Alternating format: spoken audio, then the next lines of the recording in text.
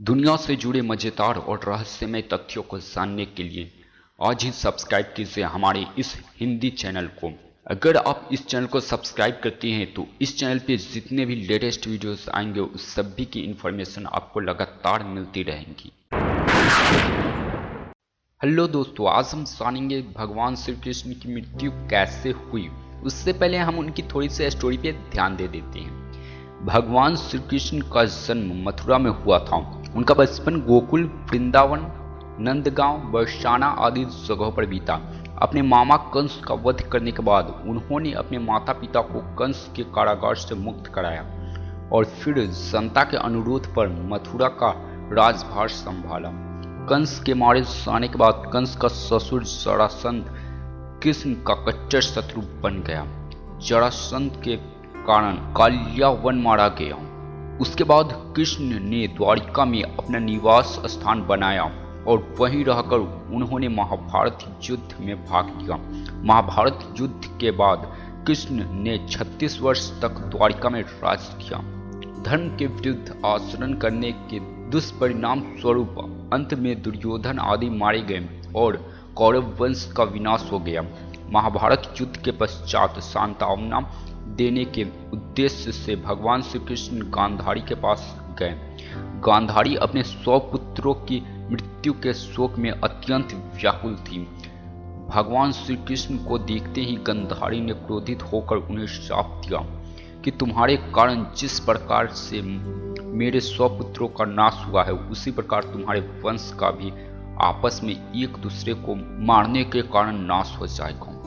भगवान श्री कृष्ण ने माता गांधारी के उस शाप को पूर्ण करने के लिए अपने कुल के यादवों की मति फेर दी। इसका यह मतलब नहीं कि उन्होंने यादवों के वंश के नाश का शाप दिया था, सिर्फ कृष्ण वंश को शाप था। महाभारत का युद्ध समाप्त हो चुका था। कृष्ण द्वारिका में ही रहते थे। पांडव भी युधिष्ठिर को राज्य सौंपकर जंगल चले गए। एक दिन अहंकार के वश में आकर कुछ यदुवंशी बालकों ने दुर्वासा ऋषि का अपमान कर दिया। गांधारी के बाद इस पर दुर्वासा ऋषि ने भी शाप दे दिया कि तुम्हारे वंश का नाश हो जाएगा। उनके शाप के प्रभाव से कृष्ण के सभी यदुवंशी भयभीत हो गए। इस भय के चलते ही एक दिन कृष्ण की आज्ञा से सभी एक यदु पर्व पर सोमनाथ के पास स्थित प्रभाव क्षेत्र में आ गए। पर्व के हर्ष में उन्होंने अति नशीली मदिरा पी ली और मतवाले होकर एक दूसरे को मारने लगे। इस तरह भगवान श्री कृष्ण को छोड़कर कुछ ही जीवित बचे रह गए। एक कथा के अनुसार संयाग से शाम के पेट से निकले मूसल को जब भगवान श्री कृष्ण की आज्ञा से रगड़ा गया था तो उसके चूर्ण को इसी तीर्थ के तट पर फेंका गया था, जिससे उत्पन्न हुई झाड़ियों को यादवों ने एक दूसरे को मारना शुरू कर दिया। ऋषियों के शाप से उत्पन्न हुई इन्हीं झाड़ियों को तीक्ष्ण अस्त्र शस्त्रों का काम किया और सारे प्रमुख यदुवंशियों का यहाँ विनाश हुआ। महाभारत के मौसल पर्व में इस युद्ध का रोमांचकारी विवरण है।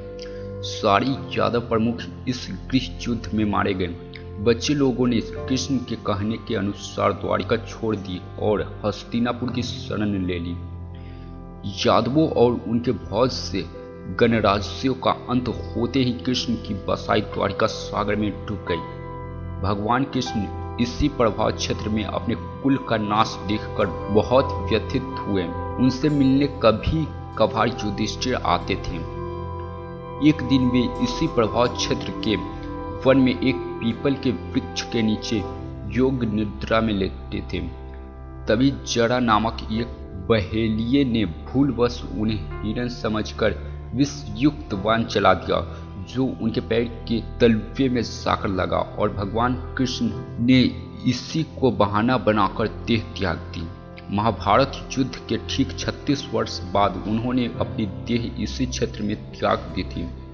अंत में कृष्ण के प्रपौत्र वज्र अथवा वज्रनाभ द्वारिका के यदुवंश के अंतिम शासक थे, जो यदुओं की अपनी लड़ाई में जीवित बच गए थे। द्वारिका के समुद्र में डूबने पर अर्जुन द्वारिका गए और वज्र तथा शेष बची यादव महिलाओं को हस्तिनापुर ले गए। कृष्ण के प्रपौत्र वज्र को हस्तिनापुर में मथुरा का राजा घोषित कर दिया। वज्रनाभ के नाम से ही मथुरा क्षेत्र को वज्र मंडल कहा जाता है।